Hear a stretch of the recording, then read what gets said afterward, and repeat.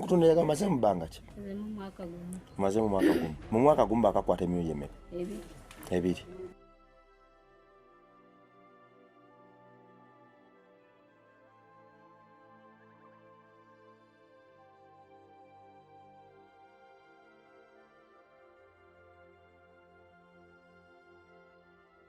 Kakati sente zotunda mu njaga zimamala okugula emmere? Zimala sasulako landiroodi naye ne landiroodi naye sente zibula.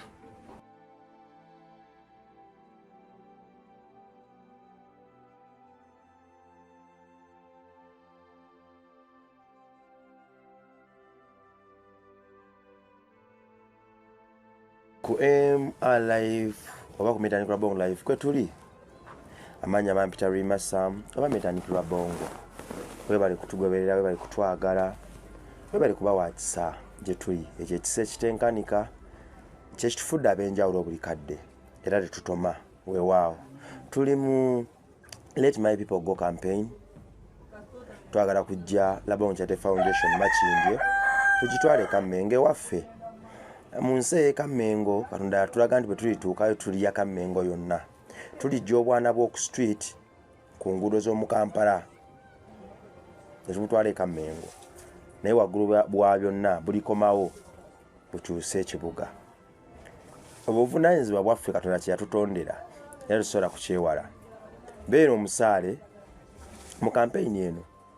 era beera omu ku nsonga lwaki abaana b'eggwanga bakyuka bwe tuli wafunze obwana bwa Katonda bw'okafuna n'okajja ku luguudo kyangu nnyo okudda ku street olw'ensonga ezimu oba endala kuba ebisoomooza tebiggwayo naye ekisinga tukola obubi nti n'oyo gw'ogambye okunaaba olw'okuba nti waavudde abadde tanaaba ate ng'alengerawo bwe bw'omugamba okunaaba adduka buddusi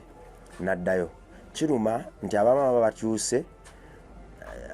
ate begattamu abalala bapya bababuzaabuza mangu olw'okuba bwe babasongera okugenda baba balabawo kibangwira okutondewalirwa ate ne kya environment yawo nti tetugyevuma Makindye etutunze eri gy'oli gwatugoberera naye environment yayo kati ate ndaba ng'etakyali nnungi eri obwongo bw'abaana bano we tuli waliwo abafuyi b'akabbiya abafuyi b'akasigala n'abalala abeekubamuko ku kikonde n'abayisa ebigambo ebirala oba ebirala oba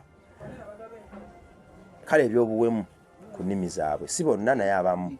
ebitali bituufu mu baana abato so tulaba nti bwe tubatwala abaana bano mu nsi yaffe ey'Ekamengo ne tuzimbayo essomero ne tuzimbayo amasinzizo ne tuzimbayo buli kye beetaaga okubateekateeka mu ngeri nga tewali abataataaganya ate omulimu guno gujja kwanguwa nnyo twagala tuzimba eggwanga lyaffe ery'enkya mu myaka egitali gyawala abantu baganye nti nedda movement eno bwe yatandika abaana bwe bati baataasibwa era kati bataasa abalala twebaza bonna abakayimirira naffe sofa mu kusonda waliwo Josephine yatusindikidde omutwalo gumu mu 1,000 waliwo Damali yatusindikidde omutwalo gumu mu 1,000 tubeebaza mwenna tewali kitini ate tewali kinene wadde nze nzikiriza nti oyo atandise akira ebinene n'ebitini okutandika ensonga main building yetaga $7,000,000 toilet yetaga $3.5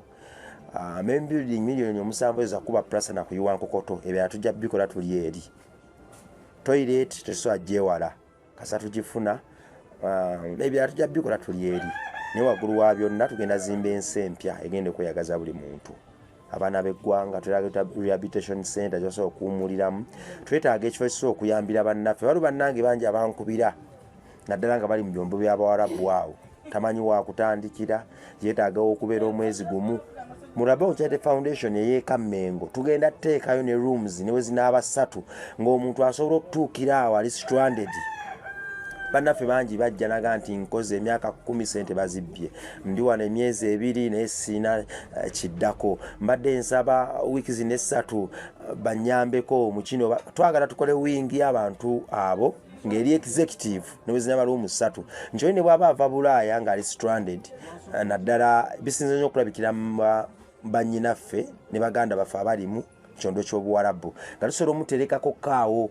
munnaffe alemereddwa omutwe gukooyeemu yeetaaga okuddaabirizibwa nasobola omuteekako kaawo naye waggulu wa byonna ekifo ekyo njagala kibe enjiri ey'omuggundu eri ensi yaffe gye baleko nyabo obulamu embeera wetyo yogerako nnyo abantu emboozi ebanyumire kubanga ate olwaleero kiyitirivu kulikayo byali bitya ako byali si birungi kiki ekyakukwasa nkikutwaza mu kkomera gwe omwana omuto omukyalo ow'empisa omugoggofu abakyala baba bagoggofu nabo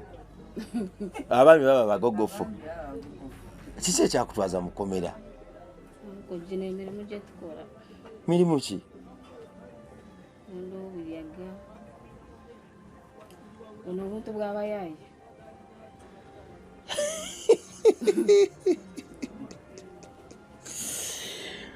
bakwata otulanjaga bajja waka bankeera ku makya 12 ng'okyebase banze kusana mutulo ebizi bitwalwa ebiyina mu nju ali mbiina nga wasuze otunda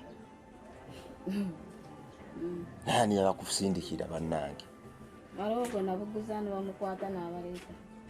naganzi banne ebintu bino ebinkuba ne binjijjako mbigura wali abaana baalimu Baishambo mbona bashuula nga beebase eka kati ggwe bizinesi lwaki togivaako ebyo anko sina kapita embeera sinungi mukutunda yaga maze mu bbanga ki maze mu mwaka gumu mu mwaka gumu bakakwata emyoyo emeka ebiri ekitegeeza singa ofuna mwana wa Katonda aliyo mu Yesu akwatirako osobola okuva mu kutunda enjaga nodda mu matooke n'amanda gwe mwana Katonda ali atugoberera omwaka oguwedde natandika okugoberera eddoboozi lino natandika okugendako mu bifo ensi bye yatyanga nagenda mu masabo kuweereza bw'abaana abato nayongerako ko bamaama bwe bati ne tuba n'ekibiina kyaffe ky'abakyala 15 mu masabo gye nagendanga nayogeranga n'abasamize okubabuuza ekibasamiza nenge gye bamanyimu Katonda ekigendera kyange kyali kyakutwalayo Katonda waffe nakufuna muntu mukugu mu bya Bible amenyemenye obulimba bw'abasamize n'endowooza z'abasamize tubasike tubaze mu kyaki mukaweefuwa oyo yennyini mwe nasanga abakyala bano mami ono omukyala mu Isiraamu bwe twabasembeza bonna ne tutandika obbabulira Katonda waffe ne ngenda Kataraso Church ne nzikiriza okubasikanga nga tubatwala ku church ne church yennyini okwongera otukyalira mami ono wayisewo emyezi emeka okuva wagenda ku church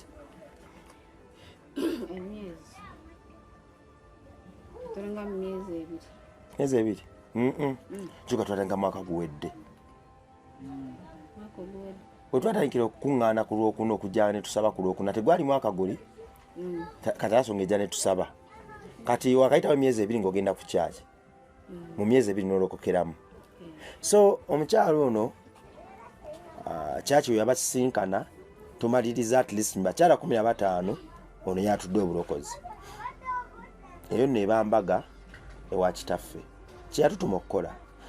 balina emirimu egy'enjawulo abamu bafuuwa ku kamindi ono yatunda njaga n'abalala naye bwe tuvuba omukwomu bajja kumaliriza nga abakyala 15 bonna bali mu mirimu egiweesa Katonda waffe ekitiibwa ekisinga twakimaze yatudde obulokozi so mu kugenda mu bifo ebyo bannange bangi banjajinga kati gwe omuntu abulira ayogera ku Kristo ayogera ku Kristo ogenda otya mu masabo ogenda otya mu bakyala bafuuwa emmindi abakyala bafuuwa enjaga twali tutegeeza kino tetulina ngeri tugenda kukyusaamu bannaffe nga tubasalira emisango nze nzikiriza ntulina kyawa bikolwa byabwe si bantu kakaki ono yafuuse omu ku ffe era yatudde obulokozi singa twamusalira omusango ne tumukuba amayinja ate twanimuzikiddeko ttaka naye olw'omukwano gwe tumulaze ebbanga lyonna akkiriza nti Katonda waffe w'amaanyi okuzaama era munene tugenda kulwana n'omulimu gw'enjaga jaggusuula okiwulira muli omulimu gw'enjaga ojja gusuula ojja guvaako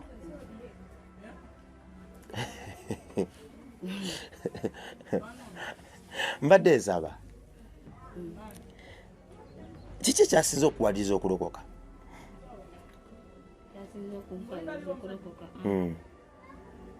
nasula ku siminti siminti yanyiga anko nisoka nisitukamu ninyimirira ekiro natombi budde ngamba wamazima ga Katonda wankolera nisoka ninsabamu awo Mukama Katonda nyamba nziddamu kusula mukomera wasula ku seminti n'osaba nsaba Sara kiji wasinga okusaba awo nogaa eyo nagisaba n'empira mwoyo aninyeeko kono saba kintu kimu nga Mukama Katonda nyamba nve mukomera enkya siddamu kusulamu bagenda okukyanga babomba labe bazze ne banzijjayo waliwo ne defense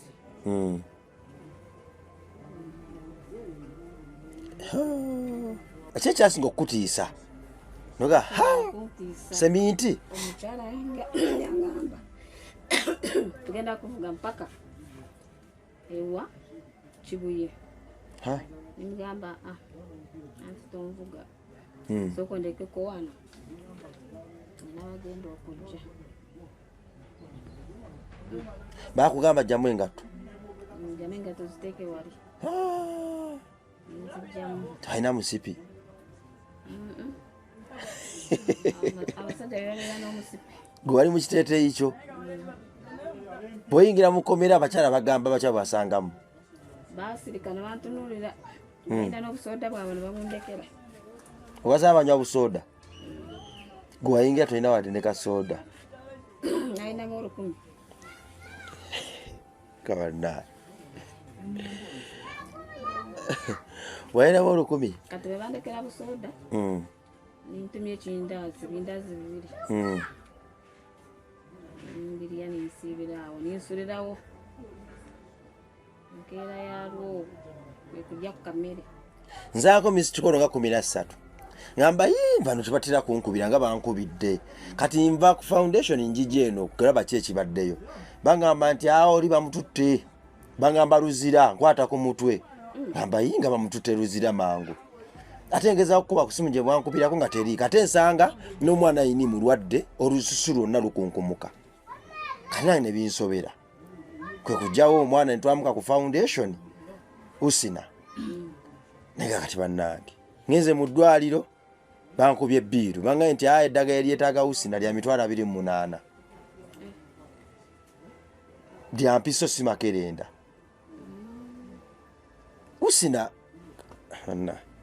usina yagamba ki ekimuluma atuvire ku byekkomera wano usina ate ye yagaa ki ekimuluma tewali tachimanyi wamutwalako mu ddwaliro namugulako mpeke namanyiruka kuba nange yaŋŋaa nti maama yangulya ddagala lyayuuka nebigaana ng'omwana yeyongera kufa bufirususu kati gwe amagezi kiki wali ozzaako ate awo bankwatira bakwata olowooza kuki awo bankwatira nga sina nabye ndowoozaako ate awo amagezi gakwesibye lwaki tewankubirako nga anko Usina ali eno andwaliridde Usina yangamba mubamugamba ogenda kuddamu mbu wamulaba n'omugamba ogenda kudda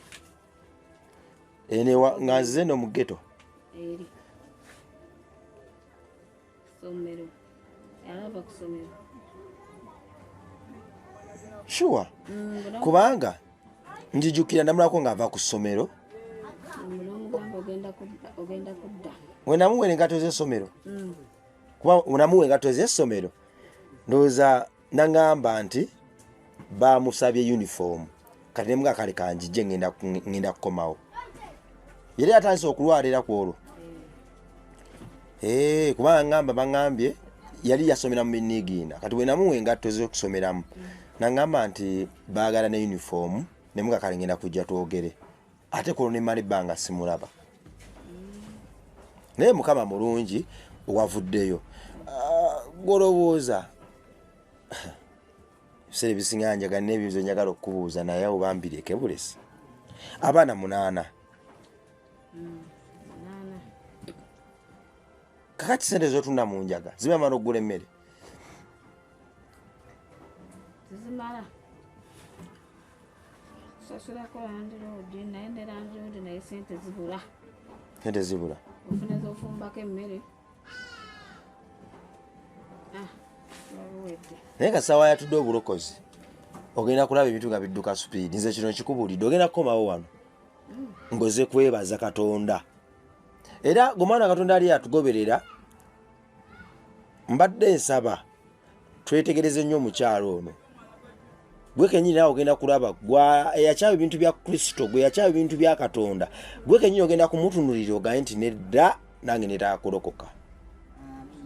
ogenda fuuka enjiri anko kinalokokedde okimanyi musumba yabuulidde enjiri nabaawo ekintu kyeyayogerako ng'ate waliwo yakingambako eno wa eno nga tuvudde ku kyaki aninya akandokoke kiki kyeyabuulira ekyo kiki kyeyabuulirako oba kyakyama kyakyama naye kyakwatako yakonako omuntu ate ng'omuntu yakingambako nga nvuma nga kikwata ku ggwe kiki naye agamba mwepakapaka mugenda mu kyaki musaba ate nina yona bye musaba oli kungambi yakwira amasiikini wakuba natwalayo mujjawe eri ku kyaki watwala mujjawe ku kyaki kyamuluma ku kyaki watwalayo mujjawe ate kimulumira ki kyamuluma panga bimwevuma ne muyomba mukko waki obumu obwo mu kibiina kyaffe temubukaza naye n'omugaa toddayo wa anko ate nze mbaagala mwenna tubwembambalaba mbaana babimuli byange ate kati gwengeri gyolokose kati obumu obwo gwagenda okutandika obunyweza mu bakyala beno bonna obumu obwo bulire okwagala ate munaawe oli ne bwakunyiiza tewali kabi kasasula kabi walina kulembeza kwagala kati obulako kati kusuiga kusoma Bible okusabako okumanyi kati olina otandika ogenda mu fellowship kati gwomu kwagenda okwongera mu kusaba kafe okwokulwokuna amaanyi olaba Katonda bwakulonze manye ebiseera ebisinga teweeraba no ne weenyooma kuba basinze okulonda n'abakolamu ebyamakulu bonna obadde basinga okuba owakabi gwoli wakabi alonze abavubi ba Petero alonze ba David baali balunzi nga tebafaananika ba Paulo baali batemu nga bo batta n'abantu natalayo Paulo gwe namutalayo yasokolokoka Paulo waliwo ne Paulo gwe watwalayo ono Paulo abeera eno yasokolokoka ono anywa omwenge oyo Paulo yalokoka wamutwalayo n'alokoka era ayaniriza wala abantu ku gundi okwo ku mulyango Paulo yabeerawo Paulo njamusinganako twogeremukko nayambulire lwaki yalokoka nze nsuubira nga tuyita mu kukola obulungi obuteganya bannaffe ekigambo n'omubiri gwa Kristo gujja kuyimirira sitaani waatali gujja tasobolangako takigezangako kugujjawo wadde nga yagezaako kkema ekyatutonza ne kituyisa ku nsi kuno kiri kimu kyakumuwera bujulizi kwongera kusaasaanya bulungi bwe na kumwagaza balala tunayogera tutya nti twayagala Katonda nga bannaffe twabakyawa bajja kukyuka omu ku omu era omwaka we guliggwako mujja kwerabirako olwo mujja tegeera ebigere byaffe bye tusuula buli kadde okujja mu bantu nga bana amasabo ge tugendamu mujja tegeera obuzito bwabyo. Tunakulya bannaffe abatukyawa era nze nakuwali abankyawa bonna baŋŋamba nti nedda waki ogenda mu masabo oba ne be nali ntambula nabo eyo ne baŋŋamba kati g'oba oyingidde mu masabo nze kankuveeko like oli wa sitaani. Waliwo bannange be nali ntambula nabo ne baŋŋamba nti g'ogenda mu masabo oli wa sitaani katukuve nako naye nga nze kyensuubira mu masabo eyo tugendamu tulokwa tugenze kusamira nedda. Enjiri tetulina gitwala mu makyaki, tulina gitwala mu abo be tusuubira nti bava ku mulamwa. Mu masabo ye weetaaga enjiri. Nze nebaza Mukama nti ebbanga linagenda mu masabo wadde n'okusanyalala akagalo emmandwa teyakisobola kukikola. Katonda waffe munene okusinga amasabo. Kijja kuba kibi nnyo okuyita ku ssabo ng'otegedde nti aliyo yeetaaga Mukama n'ogenda ate n'obulira enjiri abali mu kyaki. Omusamize bw'ali bw'agenda mu ggeyeena mujja kgenda naye temwebuzaabuza wamanya ekituufu n'otakimugamba. Mama Shula, tusabe Mukama. Omanyi okusaba? Oba kuyambeko nkusabire? Mukama yakulokoza obulokozi. Mukama yakusitudde nakutwala ku kyaki. N'otwalayo ne Pawulo. Abasinga gwe basikerera olw'ettamiiro. Agenda kukusitula, agenda kukusituka. Akukyusiza omulimu. Twagala obe ng'obulira enjiri nga n'omulimu gwo guweesa Katonda ekitiibwa. Soko zibize tusabe. Mukama Katonda gwe azza atusitula, atwagalidde obwemage, gwe yatujja mu kabi, gwazze atuwa engeri empya mu bulamu bwaffe. N'olwaleero ffe baabo tuzze mu maaso go okwebaza olw'obulamu bw'otuwadde, ebirungi by'otutuusizzaako n'emikwano emipya gy'otuyunzeeko. Tuzze mu maaso go okukwebaza olw'amagezi g'otusuddeko ekisa n'enkyukakyuka ezo ezitakumaze otadde mu bulamu bwaffe. Wadde nga ku mmeeza y'emu era kwetufukamidde tukusabe otukwatibwa ekisa, oyongere okulaga amaanyi g'omu bulamu bwaffe, otusonyiwe ebyatusobako era otuluŋŋamye. Ebigere byaffe obitukuze n'engalo zaffe n'obumwa bwaffe, ennimi zaffe oziteekeko eddagala eriwonya, na buli we tulinnya tutwalewo era tufuuke obujulizi. Tusigale nga tuli bujulizi era ne we tulivaawo basigale nga bakyatwogera nga tebatwogerako lwa bubi wabula nga batwogerako olw'ekyo ekisa kye watuteekako ne tukyusa bye twasangawo. Ku mmeeza y'emu era we tufukamidde tukusabe. Maama Ashura yayatudde, mukazi mutunzi wa njaga, tukusaba Mukama Tate ekisa kye wamuwaluzizza paka mu nnyumba ya Kristo bwe yatulidde Katalaso okikozese omukyusise bizinesi, afune bizinesi egenda okuweesa ennyumba y'ekitiibwa, erinnya lyo n'ekyaki ya Katalaso ekitiibwa. Tusaba Mukama Taata otuwanirire ffenna tubeerewo, otuwalule olw'ekisa tubeerewo era otuwe obulamu ffenna tubeerewo ng'afuna bizinesi egenda okumuweesa ekitiibwa. Twagala kukomewo wano nga tuzze kwebaza, si kusaba. Twagala tujje wano nga tuzze kutandika ngero mpya mu bulamu bwaffe, si kudda mu byamabega. Ne waggulu wa byonna gwe yanjija ku street, eyamponya okulya kasasiro, gwe azza nnwanira entalo, gwe yatuwa Kammengo, eyatuwa amaloboozi amapya mu bulamu bwaffe, gwe azza nnyunga ku mikwano n'egivaako e Bulaaya n'egigendako e Bulaaya. Nze nkimanyi tosobola kutulekerera mu kino. Nze nkulabyeko ng'okola gyonjije wala era nkusaba ne mwannyinaze ono ddala ddala olunaku lukye ng'ayogera ebigambo ebimu bye njogera. Nze nkimanyi kigenda kuba kulwakuna n'ensi tusabye nga tuyita mu linnya lye n'ery'Omwana oyo omutukuvu. Amiina. Togenda sigala kyekimu. Gumana Katonda ali eyo tujja kukoma wano nga tuzze kwebaza. Osobola okuba ng'oli mulokole oli eyo ng'ogamba nti mukyala munnaye kasi avudde mu kutunda enjaga, kamukwatireko twerwaneko Katonda tuyimuyimuse. Ogwo nno gwe mulimu gwaffe kye yatutondera okuba. Weeraba.